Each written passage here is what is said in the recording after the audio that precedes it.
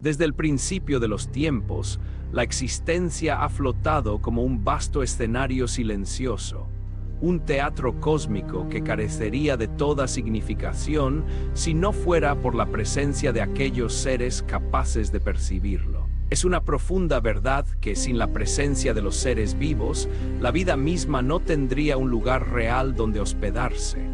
El universo sería tan solo un decorado vacío, una arquitectura monumental pero inútil, carente de un testigo que pudiese interpretar sus luces y sus sombras. El fenómeno de la vida, por tanto, no se encuentra disperso de manera abstracta en el espacio, sino que se aloja de forma concreta y misteriosa en los cuerpos, en el psiquismo de cada especie y de un modo todavía más asombroso en la mente de quienes la experimentan. Es allí, en el tejido invisible de la conciencia, donde la vida efectivamente ocurre, donde los universos se crean y se destruyen en cada instante de percepción. Sin embargo, esta maravillosa maquinaria del sentir y del pensar se enfrenta constantemente a una de las cuestiones más inquietantes de la existencia: la diversidad de agentes que operan en el juego universal y las distintas categorías de mentes que la naturaleza ha dispuesto para procesar la realidad. En este complejo discurrir de la conciencia, las ideas desempeñan un papel fundamental. Existen pensamientos que poseen el poder de expandir los horizontes humanos, de romper las cadenas invisibles de la ignorancia y de edificar templos de libertad en el interior de cada individuo. Por el contrario, existen otros sistemas de pensamiento diseñados con el único propósito de inmovilizar la mente, de confinar el raciocinio a los estrechos límites de lo que es considerado conveniente para el control y la manipulación de las masas. A lo largo de la historia de la humanidad, se han alzado innumerables estructuras de creencias destinadas a someter la voluntad general, domesticando las sensibilidades y sembrando el temor allí donde debería florecer la curiosidad. Se observa que durante los últimos 2 milenios se ha desarrollado un entramado conceptual que ha definido de manera profunda el destino de Occidente. Un sistema que, bajo la promesa de salvación, ha terminado por instaurar una de las prisiones mentales más sutiles y duraderas que se hayan conocido. La gran tragedia de la historia intelectual radica en cómo las herramientas destinadas al crecimiento del espíritu terminan transformándose en dogmas rígidos que castran la creatividad. Se hace evidente que las corrientes que debieron tender puentes entre la cotidianidad mundana y las aspiraciones más elevadas del ser humano terminaron por olvidar sus propósitos esenciales. En su lugar, erigieron altares dedicados a la adoración ciega, sustituyendo el cuestionamiento dinámico por la devoción pasiva. Cuando se analiza este panorama con una mirada desprovista de dogmatismo, emerge un agudo dolor al constatar la enorme distancia que separa la inspiración original de aquellos grandes reformadores y el uso posterior que las instituciones políticas y eclesiásticas hicieron de sus legados. Este abismo conceptual invita a reflexionar sobre la naturaleza de las verdades que se han aceptado sin cuestionar, abriendo la puerta a una investigación profunda sobre los mecanismos mediante los cuales se construyen y sostienen los mitos que gobiernan el mundo. Para comprender la magnitud de la estructura mental que ha regido el pensamiento occidental, es necesario trasladarse en el tiempo y observar el paisaje histórico y geográfico donde se fraguaron estas ideas. En los territorios de Europa y Oriente Medio, se gestaron transformaciones de carácter espiritual y sociopolítico que redefinieron por completo las relaciones de poder y la concepción de la existencia. Originalmente, el movimiento que surgió en torno a las enseñanzas de aquel visionario de Galilea se caracterizaba por una profunda intimidad, una búsqueda de renovación interior que desafiaba de manera directa las estructuras rígidas y los ritos vacíos de su época. Aquellas primeras comunidades buscaban una conexión directa con lo trascendente, lejos de las grandes instituciones imperiales y de las burocracias sacerdotales que asfixiaban la libertad del individuo. Sin embargo, la historia de las ideas suele tomar rumbos inesperados cuando se cruza con los intereses de los grandes imperios. El Imperio Romano, que durante casi 3 siglos había perseguido con ferocidad y sistemática crueldad a los seguidores de esta nueva corriente, comenzó a notar el desgaste de sus propias estructuras internas. Las antiguas religiones estatales ya no resultaban suficientes para amalgamar a una población vasta y diversa que buscaba respuestas más profundas ante el dolor de la existencia. Fue entonces cuando las altas esferas del poder político, bajo la astuta dirección del emperador Constantino, vislumbraron una oportunidad sin precedentes. En lugar de continuar con una persecución inútil que solo fortalecía la convicción de los oprimidos, se optó por una asimilación estratégica. El cristianismo original fue transformado gradualmente en una institución de carácter estatal, unificando bajo una sola doctrina los diversos cultos y adaptando la fe naciente a las necesidades administrativas y de control de la corte imperial. Este proceso de institucionalización dio origen a lo que históricamente se conoció como el catolicismo romano, una fusión entre la estructura jerárquica del imperio y los dogmas que se iban definiendo en los concilios ecuménicos. A partir de este momento, las ideas que en su origen buscaban la liberación espiritual del ser humano se revistieron de una armadura teológica inexpugnable. Se establecieron de manera formal las liturgias, los sacramentos y los dogmas que debían ser aceptados bajo pena de excomunión o muerte. El pensamiento libre fue catalogado como herejía, y la búsqueda individual de la verdad quedó subordinada a las interpretaciones oficiales dictadas por la jerarquía eclesiástica. Así, el mundo occidental entró en un prolongado período donde la fe se impuso sobre la razón, y donde los límites de la mente humana quedaron rígidamente trazados por los intereses de un poder que se autodenominaba divino, planteando la gran interrogante sobre si este desarrollo histórico representó un verdadero progreso espiritual o una de las mayores desviaciones en el camino de la emancipación humana. En el centro de esta encrucijada histórica se alzan 2 figuras colosales, cuyas sombras se proyectan de manera inevitable sobre el pensamiento contemporáneo. Por un lado, se encuentra aquel reformador Galileo, cuya vida y mensaje han sido objeto de innumerables interpretaciones, transformado por la teología en una deidad inaccesible, pero que desde una perspectiva estrictamente histórica y humana representó a un pensador profundamente libertario. Este hombre desafió las tradiciones anquilosadas de su pueblo, predicó un mensaje de amor y compasión universal y se negó a utilizar la fuerza física para imponer sus convicciones. Por otro lado, emerge la figura de aquel pensador europeo del siglo XIX, un analista implacable que se autodenominaba un dinamitador de verdades y amigo de los enigmas más oscuros, quien consagró su existencia a desenmascarar las mentiras piadosas y las ilusiones que debilitaban la voluntad del ser humano. Ambas figuras, a pesar de la distancia temporal y conceptual que las separa, comparten un rasgo fundamental: su inquebrantable compromiso con la honestidad de sus propias visiones, enfrentándose al peligro de desagradar a la mayoría de sus contemporáneos. Para el filósofo europeo, el cristianismo dogmático que se consolidó tras la caída del Imperio Romano representaba el síntoma de una profunda enfermedad moral, una rebelión de los débiles que demonizaba los instintos vitales, la belleza y la fuerza creadora del ser humano para entronizar la culpa y la sumisión. En su análisis, se sostenía que pocas corrientes de pensamiento habían creado tantos ídolos aprisionadores como el sistema teológico construido a partir del Concilio de Nicea. Su crítica no se dirigía necesariamente contra la nobleza originaria del hombre de Galilea, sino contra la burda caricatura que la institución eclesiástica había erigido sobre su sufrimiento. La tensión esencial radica en esta bifurcación.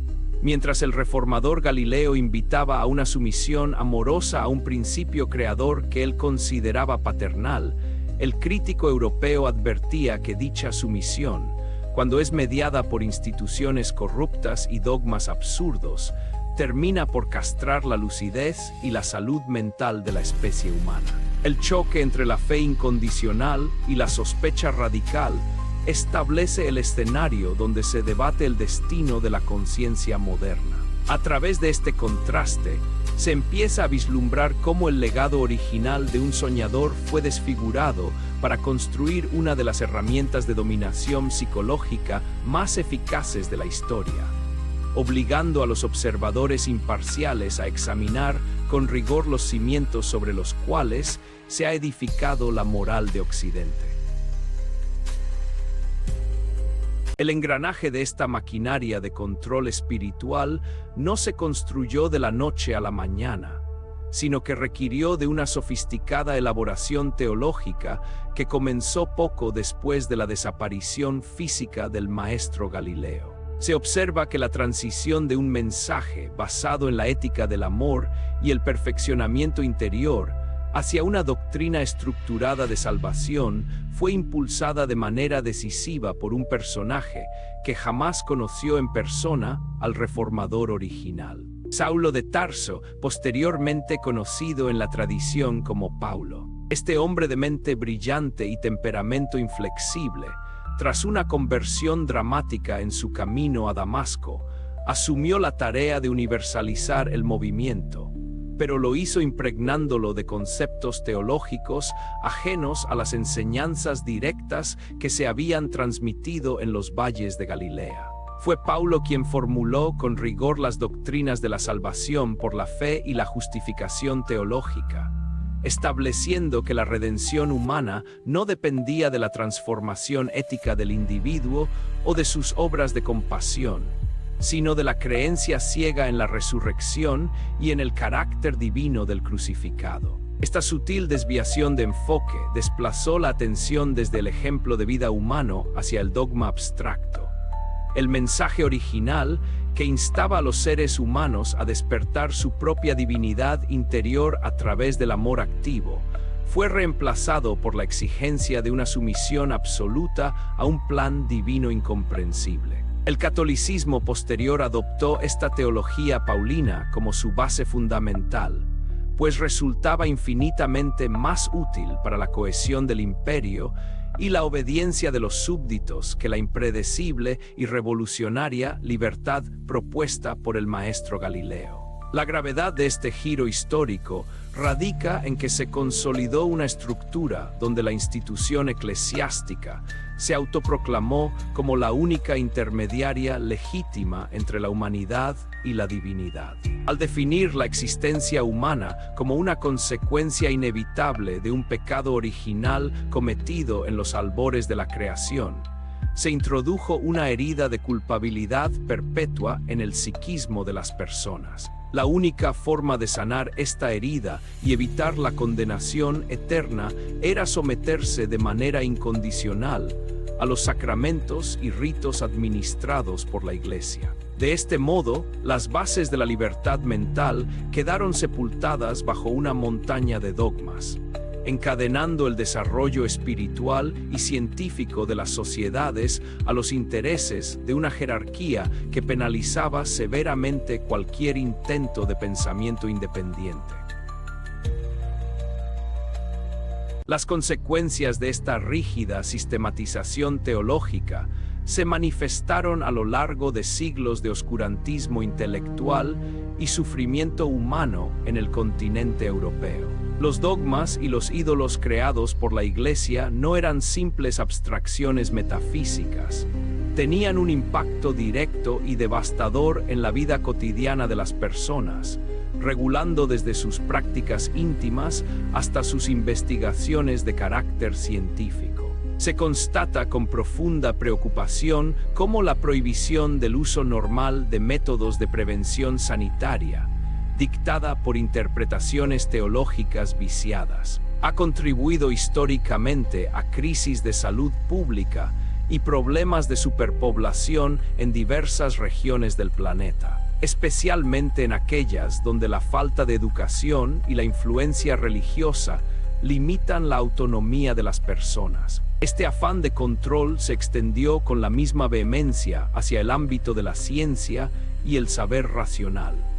La historia conserva las dolorosas cicatrices de aquellos pensadores que se atrevieron a desafiar las interpretaciones bíblicas tradicionales para buscar la verdad a través de la observación directa de la naturaleza.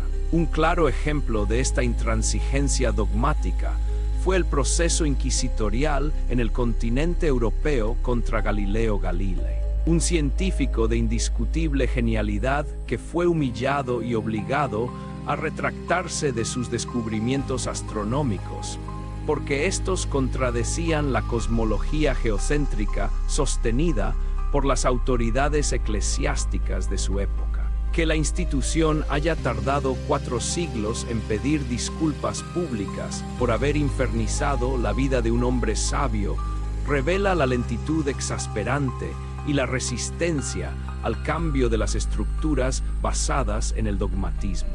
Frente a este panorama de castración intelectual y dominación psicológica, se comprende con total claridad la vehemencia y el desprecio con que el filósofo del martillo arremetió contra las instituciones religiosas. Su combate no era un simple capricho intelectual, sino una defensa apasionada de la salud y la lucidez mental de la humanidad, que durante más de 1500 años había permanecido sometida a un estado de minoría de edad autoimpuesta por el temor a las condenas divinas. Se observa que el esfuerzo por deconstruir estos falsos ídolos representa un paso indispensable para devolver al ser humano su dignidad, su capacidad creadora y su derecho a explorar el universo sin las anteojeras de una exegese viciada que demoniza la belleza del mundo físico para glorificar un más allá inexistente.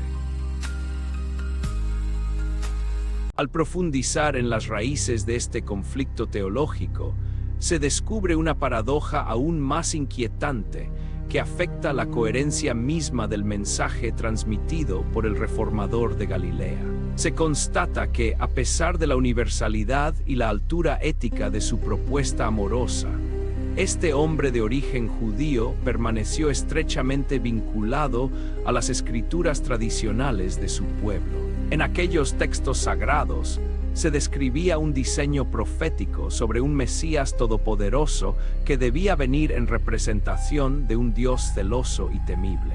Un personaje divino que exigía obediencia absoluta y que demostraba un extraño sentido de la justicia al elegir y favorecer a un solo pueblo en detrimento de todas las demás naciones de la tierra. Este Dios de la tradición bíblica, conocido bajo diversos nombres en las escrituras antiguas, muestra rasgos psicológicos que distan mucho de la benevolencia y el amor incondicional que se esperaría de una deidad suprema o un ser amantísimo.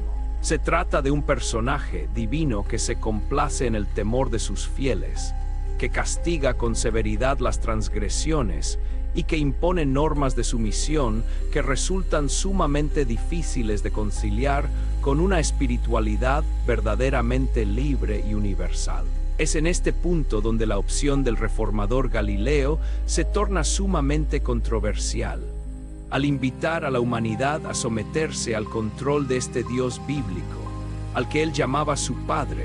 Terminó por vincular su mensaje emancipador a una tradición caracterizada por la exclusión y el castigo. La investigación histórica de estos relatos revela que muchos de los temas considerados sagrados por las teologías monoteístas no eran en absoluto originales, sino que correspondían a reelaboraciones de mitologías mucho más antiguas, registradas en las tablillas de arcilla de las culturas sumeria, acadia y babilónica. El Dios de las escrituras judeocristianas comparte sorprendentes similitudes con deidades del panteón mesopotámico vinculadas al caos, la tormenta y la guerra. Al consolidar su teología, el catolicismo logró que una de estas mitologías particulares se impusiera sobre las demás, destruyendo la diversidad de interpretaciones existenciales que existían en el mundo antiguo. Esta constatación arroja una sombra de duda sobre los verdaderos alcances de la misión del reformador Galileo, planteando la inquietante pregunta de si su intención fue verdaderamente liberarnos de las cadenas del pasado o si, de manera involuntaria, nos condujo hacia una sumisión aún más profunda bajo el imperio de un Dios autoritario.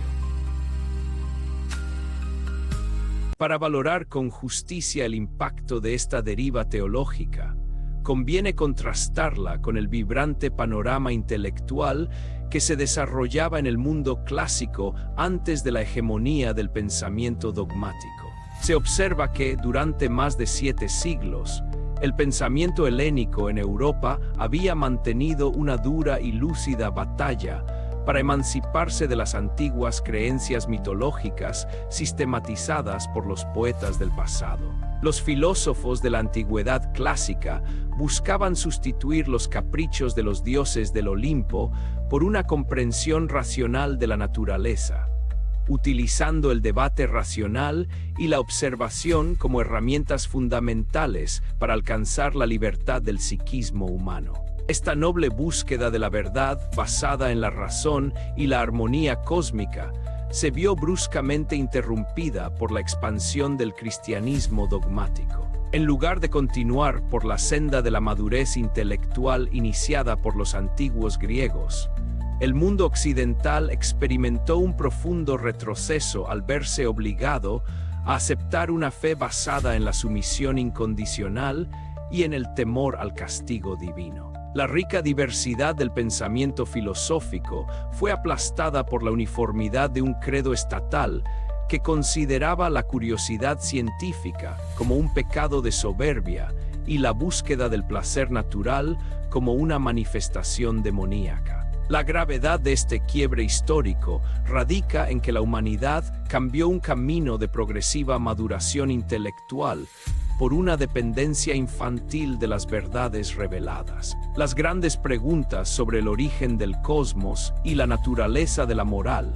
que antes eran objeto de un debate abierto y enriquecedor, pasaron a ser resueltas mediante decretos eclesiásticos incuestionables. La presión psicológica ejercida sobre las conciencias individuales fue tan intensa que se logró anular la capacidad de autocrítica de enteras generaciones. El advenimiento de esta nueva era de fe dogmática sembró las semillas de una sumisión intelectual cuyas consecuencias se perciben incluso en el mundo contemporáneo, donde el miedo a la libertad y el deseo de encontrar refugio en verdades absolutas continúan limitando el potencial creativo de la especie humana. El punto de inflexión más dramático y enigmático de este drama histórico se sitúa en los acontecimientos que rodearon los últimos días de la vida del reformador de Galilea en el continente asiático. Se constata que este hombre, plenamente consciente de su papel como el Mesías esperado por las profecías de su pueblo, tomó una decisión que desconcertó tanto a sus seguidores más cercanos como a las autoridades políticas de su tiempo. A pesar de poseer una indiscutible influencia espiritual y, según los relatos de la época, la capacidad de alterar el curso de los acontecimientos, se negó a utilizar la fuerza o a reclamar el poder político e imperial que se esperaba del enviado divino que restauraría el trono de Israel. En lugar de encabezar una rebelión armada contra las legiones romanas que ocupaban su patria o de someter a sus oponentes mediante una demostración de poder divino, el maestro Galileo optó por un camino de total vulnerabilidad y entrega. Se sometió de manera voluntaria a un juicio injusto y aceptó la humillante y dolorosa condena de la crucifixión, sin que el Dios bíblico al que había invocado con angustia en sus oraciones finales hiciera nada para librarlo de aquel terrible destino. Esta renuncia voluntaria al poder terrenal representa un misterio profundo que las teologías posteriores se apresuraron a explicar mediante interpretaciones sumamente enrevesadas, destinadas a justificar la inacción de la divinidad protectora. La explicación dogmática que finalmente prevaleció en el catolicismo transformó esta tragedia humana en una transacción cósmica de carácter sangriento. Se impuso la idea de que la muerte del Maestro era un sacrificio necesario e imperioso para lavar los pecados de la humanidad, una ofrenda de sangre destinada a aplacar la ira de un Dios ofendido por la desobediencia original de los primeros seres humanos. Esta interpretación convirtió un acto de profunda dignidad individual y de resistencia pacífica en una tétrica justificación de la culpa universal. Al hacerlo, las jerarquías eclesiásticas lograron desviar la atención del verdadero mensaje de rebelión ética del Maestro para entronizar un culto al sufrimiento y a la sumisión que condicionaría la psicología de Occidente durante los siglos venideros. Tras la consumación de la tragedia en el Calvario, las consecuencias psicológicas y existenciales para el mundo occidental se manifestaron con una fuerza arrolladora. La muerte del maestro Galileo, lejos de quedar como un acontecimiento histórico aislado, se convirtió en el epicentro de una reconfiguración total del psiquismo colectivo. La teología oficial, al interpretar este suceso como un sacrificio necesario debido a una supuesta imperfección inherente al ser humano, inoculó en la conciencia de las personas un sentimiento de deuda moral impagable. Se instaló la creencia de que cada individuo nacía con una mancha espiritual que solo podía ser borrada a través de la sumisión incondicional a la institución que custodiaba el legado del crucificado.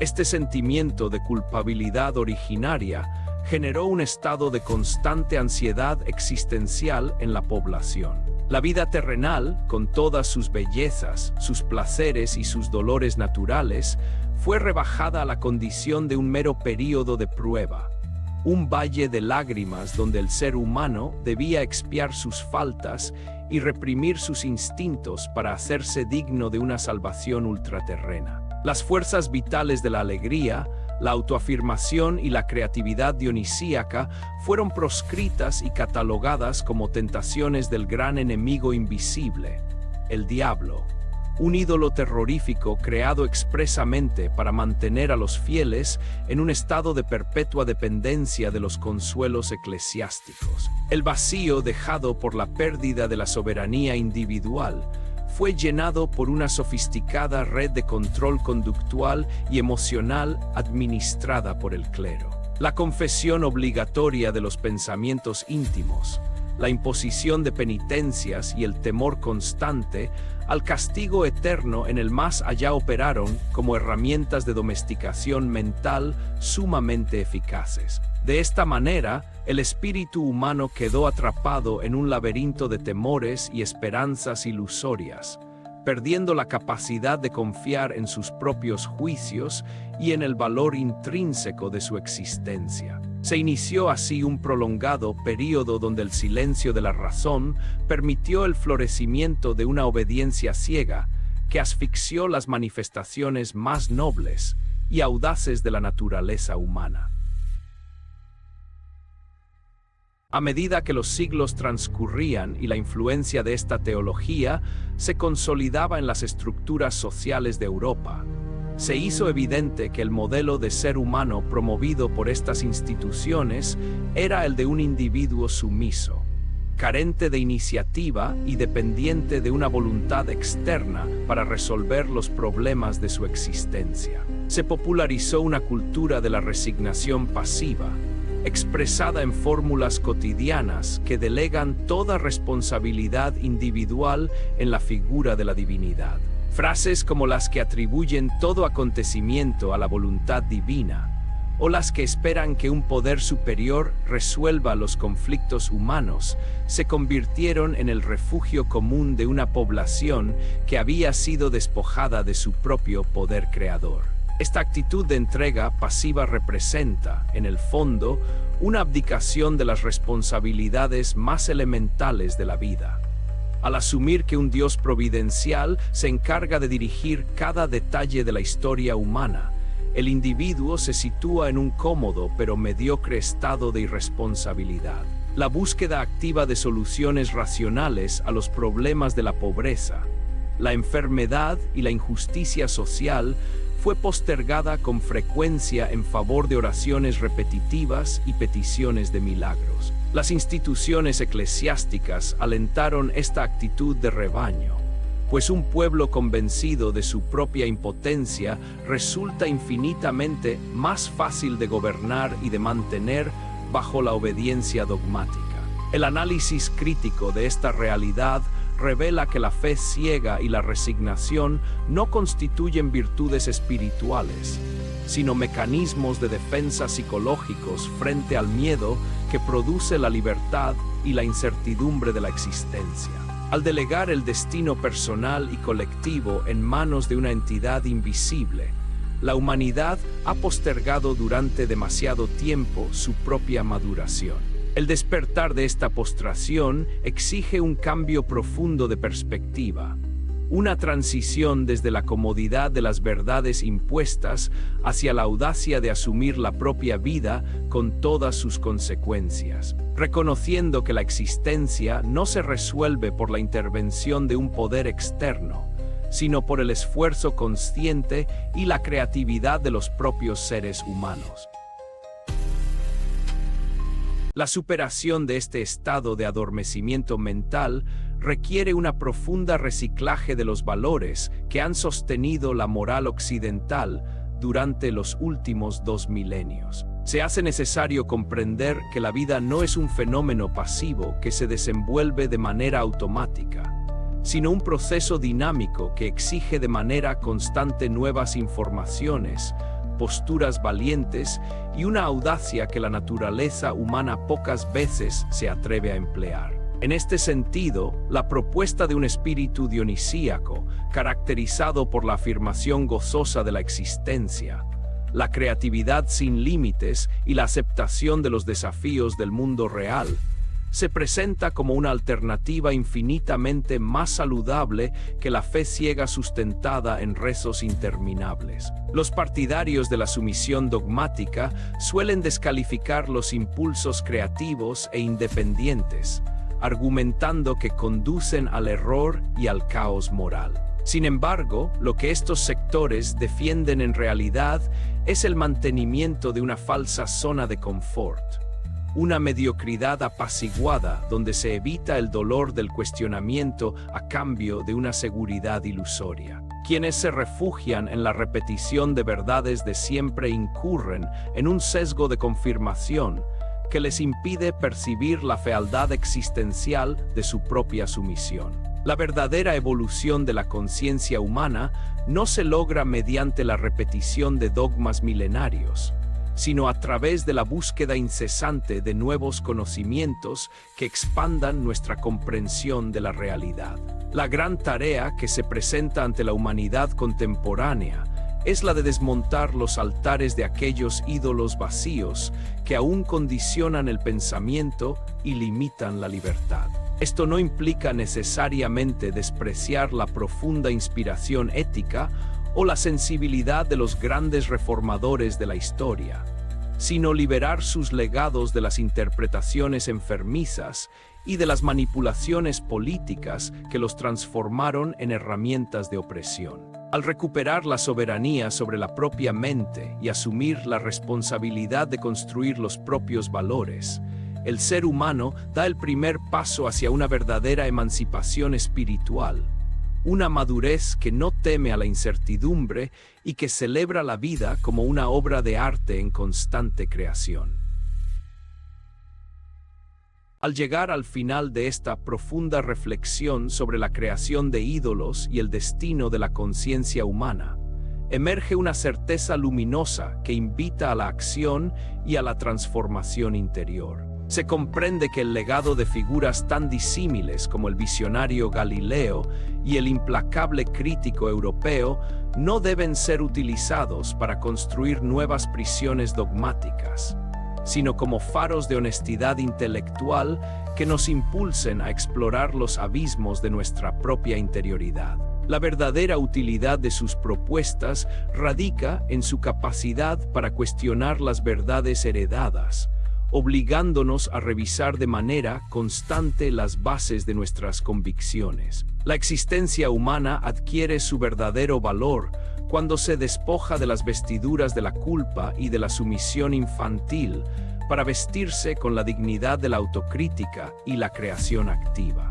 No se trata de esperar pasivamente que una divinidad resuelva los problemas del mundo, ni de resignarse a la mediocridad de un rebaño domesticado por el temor. El desafío consiste en asumir la vida con un espíritu noble y afirmativo, uniendo la compasión y el amor universal que predicaba el reformador con la fuerza creadora y la lucidez implacable que defendía el filósofo. Esta síntesis existencial propone un camino donde la espiritualidad no se opone a la razón, y donde la libertad de pensamiento es considerada el bien más preciado de la especie. Al romper las cadenas de los viejos ídolos y rechazar las verdades absolutas que pretenden inmovilizar el intelecto, la humanidad se abre a un horizonte de posibilidades infinitas, donde cada individuo es el soberano de su propio destino. Que esta indagación sirva de inspiración para aquellos espíritus libres que no temen navegar por los mares de la duda constructiva y que encuentran en la belleza de la vida real el único templo digno de ser habitado.